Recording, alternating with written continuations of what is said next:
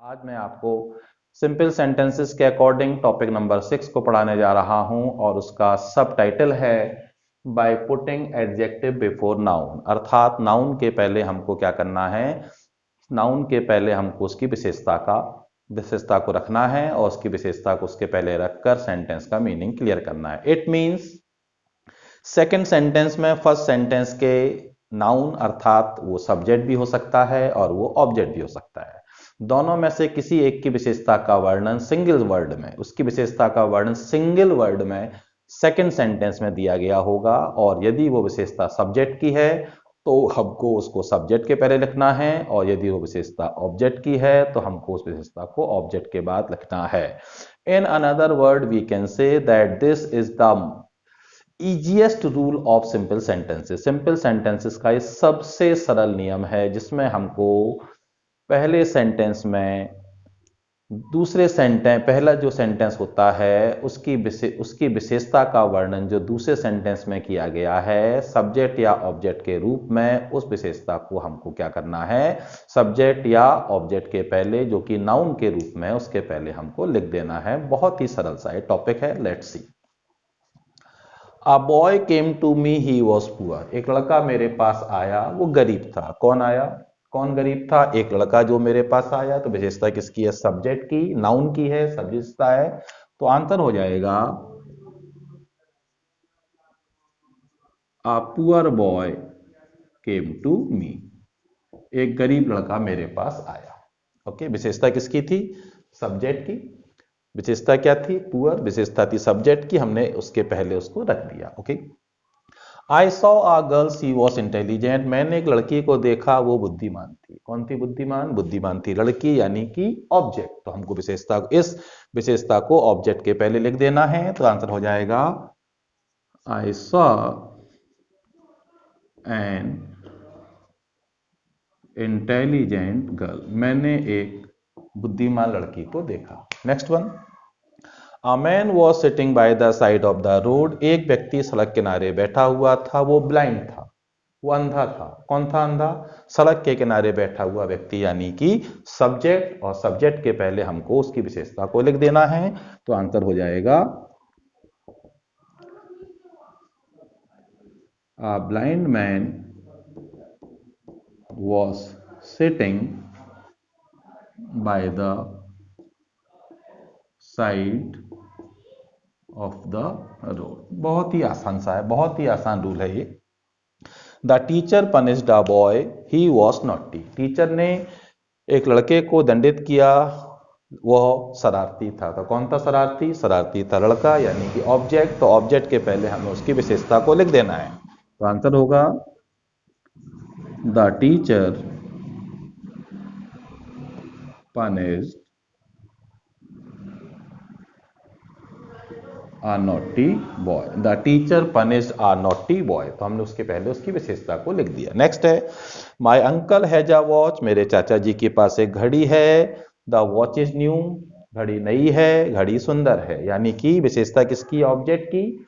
और विशेषताएं कितनी है? दो, कि वो न्यू भी है और वो सुंदर भी है। तो दोनों विशेषताओं को एंड की मदद से हम क्या करेंगे? ऑब्जेक्ट के पहले लिख देंगे। तो आंसर होगा my uncle has a new and beautiful watch. My uncle has a new and beautiful watch. तो दो विशेषताएं थी, दोनों विशेषताओं को हमने ऑब्जेक्ट के पहले लिख दिया, एंड से उसको ऐड कर दिया। Now the sentence.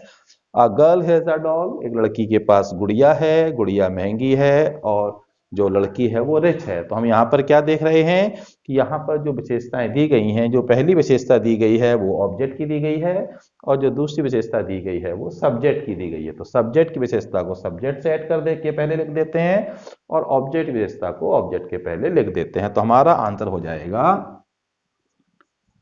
Uh rich girl has a costly doll. तो डियर स्टूडेंट, हमने इस टॉपिक के अकॉर्डिंग देखा, जैसा कि मैंने आपको बताया था, ये बहुत ही इजी टॉपिक है, 2 मिनट के अंदर इसको समझा जा सकता है। तो नेक्स्ट सेंटेंस में, दूसरे सेंटेंस में पहले सेंटेंस के सब्जेक्ट या ऑब्जेक्ट जिसकी भी विशेषता का वर्णन किया गया हो, उस विशेषता को हम सब्जेक्ट या ऑब्जेक्ट के पहले लिख देते हैं। जैसे फॉर एग्जाम्पल पुअर, हम विशेषता थी सब्जेक्ट की, हमने यहाँ लिखा। इंटेलिजेंट विशेषता थी गर्ल की, तो हमने इसको ऑब्जेक्ट के पहले लिख दिया। ब्लाइंड जो विशेषता थी वो थी आपके सब्जेक्ट की, तो हमने उसको सब्जेक्ट के पहले लिख दिया। नॉटी कौन था, बॉय, तो ऑब्जेक्ट था, तो हमने ऑब्जेक्ट के पहले लिख दिया। यहाँ पर जो विशेषता थी किसकी थी, वॉच की, ऑब्जेक्ट की थी, तो हमने उसको ऑब्जेक्ट के पहले लिख दिया। और यहाँ पर एक विशेषता थी सब्जेक्ट की और एक विशेषता थी ऑब्जेक्ट की, तो सब्जेक्ट विशेषता को सब्जेक्ट के पहले लिख दिया और ऑब्जेक्ट की विशेषता को ऑब्जेक्ट के पहले लिख दिया। तो dear student, this is the very easy rule. ये बहुत ही आसान रूल है सिंपल सेंटेंसेस के अकॉर्डिंग, और आसानी से सेंटेंस, इस रूल को हम समझ सकते हैं, इस टॉपिक को हम आसानी से एग्जाम में सॉल्व कर सकते हैं। प्रिय छात्रों, टॉपिक को कंटिन्यू करते हैं, सिंपल सेंटेंसेस को कंटिन्यू करते हैं, और जो अगला टॉपिक है, सब टॉपिक है हमारा, वो है बाय रिमूविंग सेम वर्ब और बाय रिमूविंग वन वर्ब। या तो 2 वाक्यों में सेम वर्ब है तो उसमें से एक वर्ब को हटाना है, या फिर दोनों वाक्यों में अगर अलग अलग वर्ब है तो एक वर्ब को उसमें से पूरी तरह से हटा देना है। ये हमारा आज का टॉपिक है, जो कि बहुत ही आसान टॉपिक में हमारा बहुत ही आसान टॉपिक में इसको गिना जाता है। तो इसको एक्सरसाइज करते हैं, इसके सेंटेंसेस को समझते हैं। जब 2 सेंटेंसेस में सेम वर्ब होगी तो डेफिनेटली एक वर्ब को हमको हटाना है, और दोनों सेंटेंसेस में अगर अलग अलग वर्ब होंगी तो एक वर्ब ऑटोमेटिकली सेंटेंस में से गायब हो जाएगी, जो कि आसान नहीं होता है दृष्टि से, करने की दृष्टि से, लेकिन प्रैक्टिकली यहाँ पर इसको बड़ी आसानी से सिंपल सेंटेंसेस में किया जा सकता है। जैसे the hunter killed a deer, he killed it with a gun. तो एज वी सी हेयर, जैसा कि हम यहाँ पर देख रहे हैं, दोनों ही सेंटेंसेस में वर्ब क्या है, सेम है, तो हमको एक वर्ब को डेफिनेटली हटाना पड़ेगा।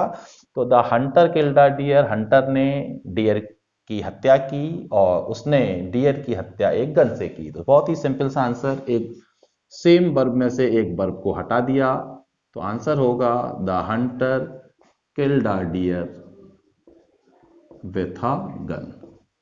The hunter killed a deer with a gun, एक वर्ब को हमने क्या किया, सेम वर्ब होने की कंडीशन में एक वर्ब हटा दिया। Okay, I go to school daily, I go to school by car. मैं रोज स्कूल जाता हूं और मैं कार से स्कूल जाता हूं। तो यहां हम फिर से देख रहे हैं कि दोनों ही सेंटेंसेस में सेम वर्ब है, तो जैसा कि रूल के according by removing same verb और by removing one verb. Okay, तो एक वर्ब को हम हटाएंगे, तो आंसर होगा I go to school daily by car. Okay, next है I saw a lion, it was under a tree. मैंने एक लॉयन को देखा, वो एक पेड़ के नीचे था। Now we are watching here, हम यहाँ पर देख रहे हैं कि there are 2 different verbs in both the sentences. Here the main verb is saw and here the main verb is was. तो हमको एक को हटाना है, and we know it very well that we can only remove that helping verb which is working as the main verb. So को तो हम नहीं हटा सकते हैं क्योंकि मेन वर्ब है, लेकिन यहाँ पर वॉस किसके रूप में काम कर रही है, वॉस एक सहायक क्रिया है लेकिन मुख्य क्रिया के रूप में काम कर रही है, तो इसको हम हटा सकते हैं। तो क्या आंसर होगा, जैसा कि हमारा टॉपिक है, एक वर्ब को हमको पूरी तरह से वाक्य में से हटाना है, तो आंसर हो जाएगा मैंने एक शेर को देखा, वो एक पेड़ के नीचे था। तो मैंने पेड़ के नीचे एक लॉयन को देखा। I saw a lion under a tree, ये हमने इसको हटा दिया। फिर है you have a friend, his name is Dheeraj. तुम्हारा एक मित्र है, उसका नाम धीरज है। इस प्रकार के सेंटेंस जहां पर दिया गया हो कि आपका एक मित्र है, उसका नाम ये है, ऐसे सेंटेंस बन जाते हैं तुम्हारे पास धीरज नामक एक मित्र है। तो you have a friend named Dheeraj, तुम्हारे पास धीरज नामक एक मित्र है। She has a pen, it is Pilot, उसके पास एक पेन है और वो पेन क्या है, पायलट कंपनी का है। तो हम क्या बोलेंगे, उसके पास पायलट नामक कंपनी का एक पेन है। तो आंसर हो जाएगा she has a pen named Pilot, उसके पास पायलट नाम की कंपनी का एक पेन है। इन द सेम वे, इस प्रकार का सेंटेंस ट्रांसलेशन में काफी यूज होता है। एक महान राजा था, उसका नाम अशोक था, तो एक अशोक नामक एक महान राजा था। तो इसका आंसर हो जाएगा there was a great king, there was a great king named Ashok. Ashok नामक क्या था, एक महान राजा था। तो जैसा कि हमने देखा डियर फ्रेंड्स, ऐसा बहुत कम होता है, वर्ब को हटाना आसान नहीं होता है। वर्ब किसी ना किसी रूप में सेंटेंस में मौजूद रहती है, लेकिन सिंपल सेंटेंस में कंडीशन ये भी आती है जहां पर हमको वर्ब को हटाने की, जहां पर सेम वर्ब पाई जाती है उसमें से हमको हटाने का एक राइट होता है। और यदि दोनों वाक्यों में से एक वाक्य में मुख्य क्रिया के रूप में काम कर रही है और दूसरे वाक्य में सहायक क्रिया मुख्य क्रिया के रूप में काम कर रही है, तो उस सहायक क्रिया को बहुत ही आसानी से हटाया जा सकता है। तो आई थिंक ये टॉपिक आपको आसान लगा होगा। इसकी एक्सरसाइज करने देंगे तो हम एग्जाम में बहुत ही आसानी से इस टॉपिक को सॉल्व कर सकते हैं। और यहाँ का आज का जो हमारा सिंपल सेंटेंसेस के अकॉर्डिंग सब टाइटल है वो है कंजंक्शन एंड की मदद से दो वाक्यों को जोड़ना। हम सब जानते हैं कि एंड क्या है, एक कंजंक्शन है और ये दो वाक्यों को जोड़ने के लिए इसका प्रयोग किया जाता है। तो क्वेश्चन इज दिस, प्रश्न ये है कि हमको एंड कंजंक्शन का यूज कब करना है और किस कंडीशन में करना है। तो यदि दो वाक्यों में समानता होती है, दो वाक्यों में सिमिलैरिटी होती है, तो ऐसे वाक्यों को जोड़ने के लिए सिंपल सेंटेंसेस के अकॉर्डिंग हम जिस कंजंक्शन की मदद लेते हैं वो कंजंक्शन कहलाता है एंड। अर्थात यदि दो वाक्य हैं, दोनों ही वाक्यों में समानता पाई जाती है, सिमिलैरिटी पाई जाती है, तो ऐसे वाक्यों को जोड़ने के लिए हम जिस कंजंक्शन की मदद लेते हैं सिंपल सेंटेंसेस के अकॉर्डिंग वो कंजंक्शन कहलाता है and. Let's see, I have a bike, I have a car. मेरे पास एक बाइक है, मेरे पास एक कार है। अर्थात ये सिमिलैरिटी है, मेरे पास दो चीजें हैं, तो आंसर होगा I have a bike and a car. मेरे पास एक बाइक और एक कार है। Okay, next, the teacher, this teacher teaches physics, he teaches maths. ये टीचर फिजिक्स पढ़ाता है, यह टीचर मैथ्स पढ़ाता है। तो क्या सिमिलरिटी है कि ये टीचर दो सब्जेक्ट पढ़ाता है, ये सिमिलरिटी है। तो दोनों सब्जेक्ट को हम क्या करेंगे, दोनों सब्जेक्ट्स को हम एंड की मदद से जोड़ देंगे। तो आंसर होगा this teacher teaches physics and math. यह अध्यापक फिजिक्स और मैथ दोनों विषय पढ़ाता है। नेक्स्ट है, Ram went to market, Mahesh was also with him. Ramesh बाजार गया, महेश भी उसके साथ था।